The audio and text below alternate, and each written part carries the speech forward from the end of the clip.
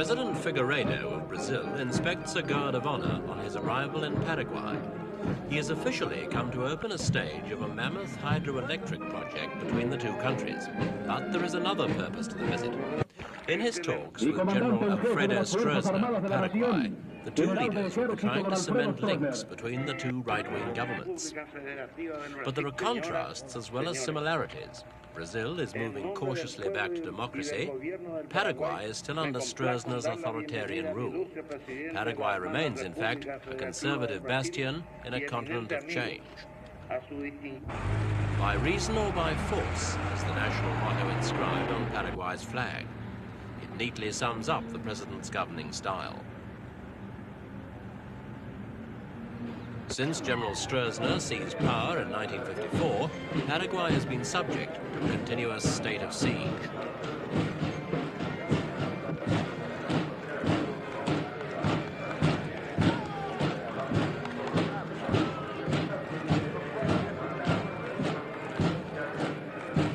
Paraguayan political life is closely controlled. Police permits are needed for all meetings.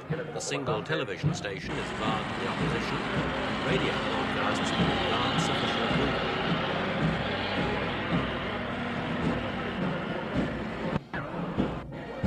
General Stroessner's regime is backed up by the power of his military forces. Although not equipped with the most modern weaponry, it's a well-drilled deterrent to internal dissent.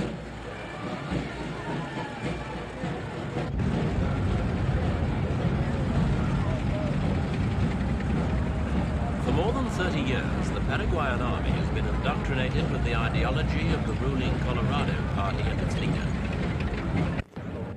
It's an ideology deeply rooted in the conservatism of the 19th century landowning class. Today, Paraguay's landowners and capitalists look to the regime to uphold their position and wealth, and they've not been let down so far. For the mass of Paraguayans, respect for their president is underlaid by a tradition which admires a strong and dominant leader. It's not the kind of setting in which democracy can put down strong roots.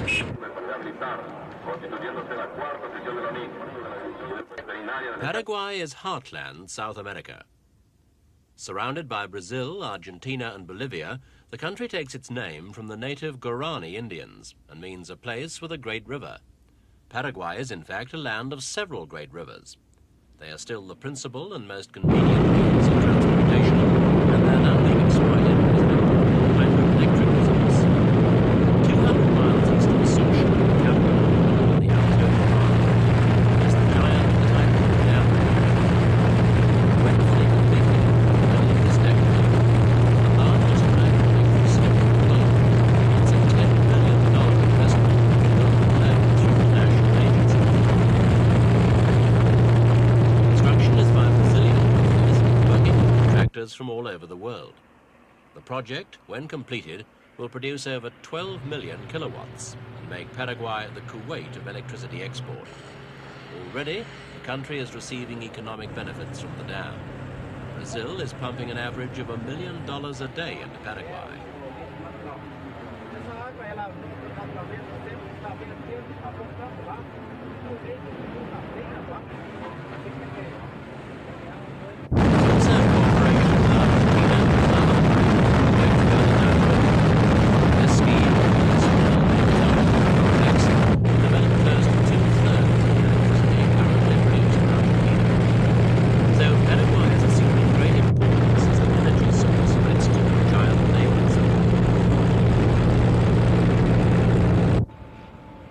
The influx of capital for the hydro construction has changed the face of the capital Asunción.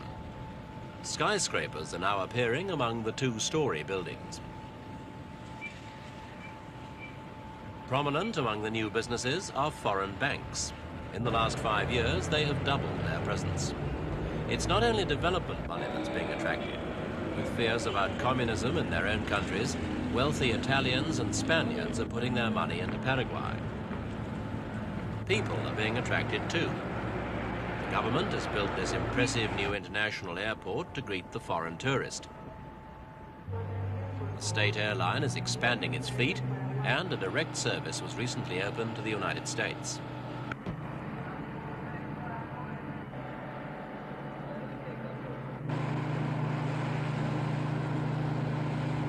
Despite development, the atmosphere of an overgrown village remains.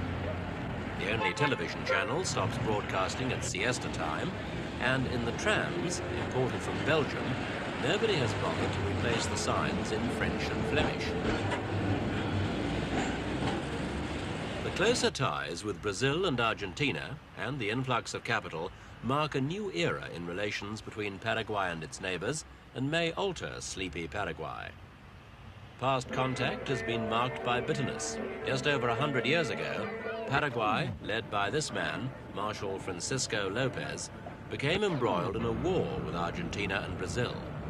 Paraguay fought tenaciously, but the cost was staggering. The conflict ended in 1870 with the death of Lopez and more than half of Paraguay's people. The exchange of gifts between the Brazilian and Paraguayan presidents included relics of that war of a century ago, a symbolic burying of past differences.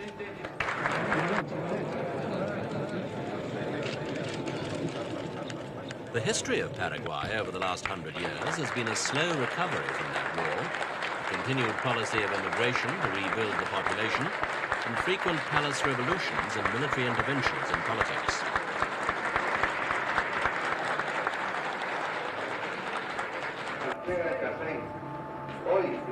When General Stroessner seized power in May 1954, he brought in undisguised one-man military-backed rule. It's been a period of stable government, economic growth and peace, and the Paraguayan people are constantly reminded of their debt to their president. Peace and order are constant themes of official propaganda.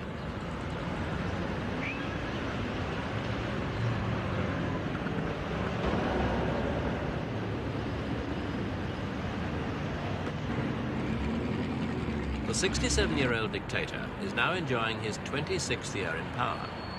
He has remained at the presidential palace by revisions to the national constitution, which once limited presidents to no more than 2 consecutive 2-year terms. The last revision to the constitution in 1977 allowed President Stroessner to remain in office for life. He says that it was a democratic answer to the call of the citizenry.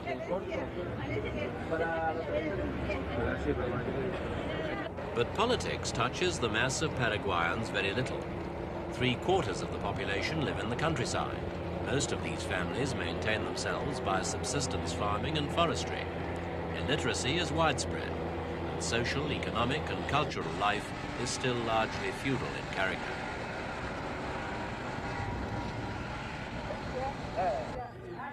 On the fringe of Paraguayan society are tribal groups of Indians. A few still carry on their traditional semi-nomadic way of life. Their existence has changed little since their first contact with Spanish explorers and adventurers.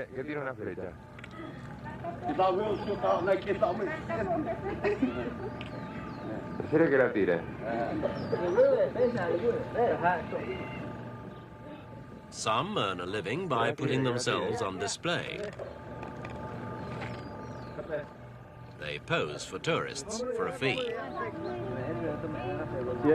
In 1978, a human rights group, Survival International, claimed that the culture of the Paraguayan Indian was being destroyed by President Stroessner's racist regime.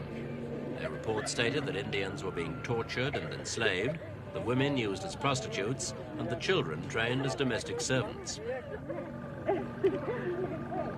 The Paraguayan government vigorously denied the charges as a communist lie.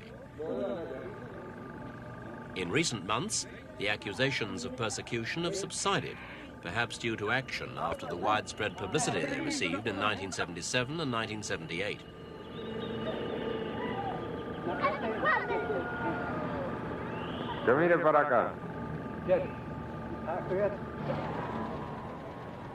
In the streets of developing Asunción, Indians can today be found hawking their crafts, and it's clear that they have not yet been assimilated into modern Paraguayan society.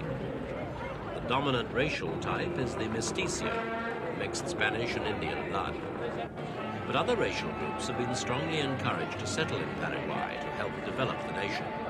The loss of people in the disastrous war with Argentina and Brazil left the country depopulated. This century, settlers have arrived from Spain, Italy and Germany. They've included religious minority groups as well as those fleeing the collapse of Nazi Germany.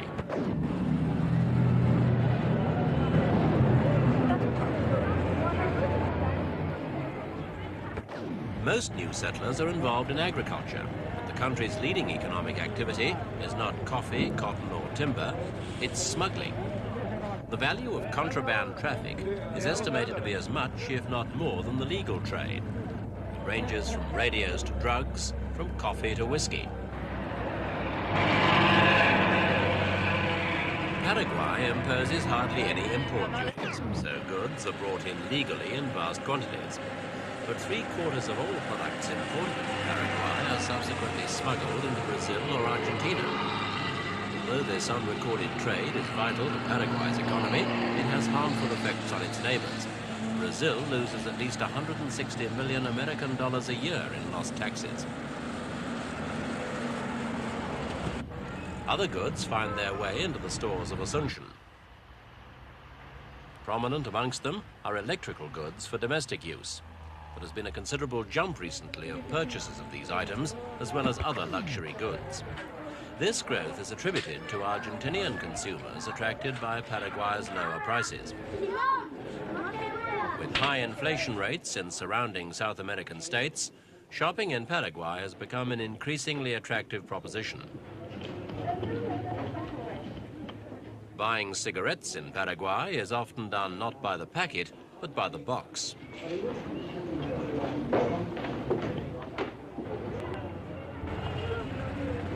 Outside on the streets are the pavement vendors who can offer a wide variety, a Swiss watch or a pocket calculator from South Korea.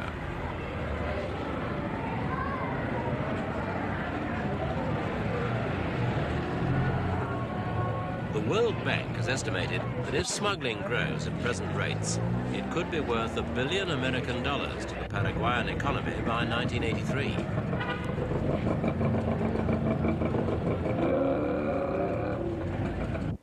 Smuggling has another effect. For many years, it has successfully kept Paraguayan prices down. The local currency, the guarani, has been extremely stable. The president has boasted of his little dollar.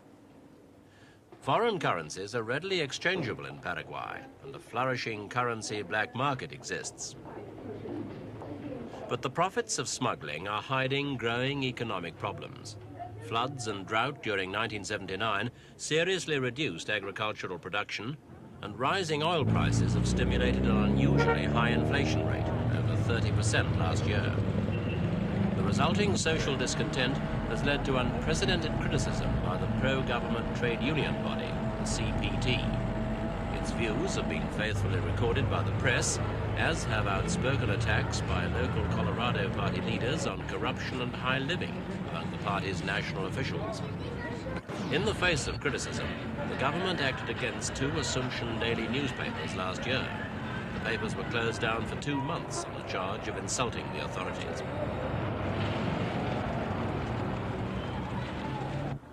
The right-wing policies of President Stroessner have made Paraguay a haven for the rich and infamous. But now there's growing international pressure to stop this. A group of 57 American congressmen have written to ask for the extradition of Nazi war criminal Josef Mengele, who has Paraguayan citizenship. Ex-President Somoza of Nicaragua has also found a home in Paraguay. It remains an isolated refuge and hideaway, but for how long?